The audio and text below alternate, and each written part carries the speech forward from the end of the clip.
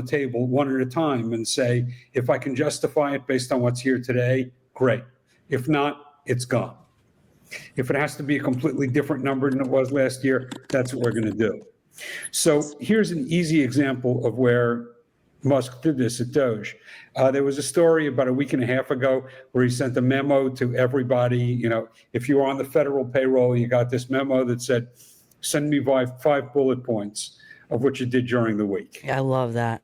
Okay. And this is beautiful because this puts the incentives in the right place. So now all of a sudden, instead of saying, look, if you're on the federal payroll, we're going to keep paying you. We're going to assume you have your job. And then we'll go and we'll look at one department at a time. And if we find a couple of people here who don't belong and a couple of people there who haven't been showing up and someone who died 5 years ago, then we'll clear them all.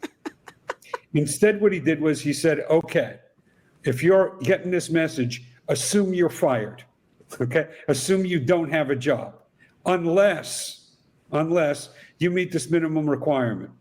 I want you to write back with something that basically says, hi, I exist, I read employer email, and in my personal opinion, I am conferring value on the organization. That's it. You don't have to make a compelling case. You don't have to actually be conferring value. Just tell me that you think you're earning your keep and you got your job. And if you can't meet that, then you're gone. Now, all of a sudden, we've taken it back to zero, okay? Momentarily, not even for a full pay period.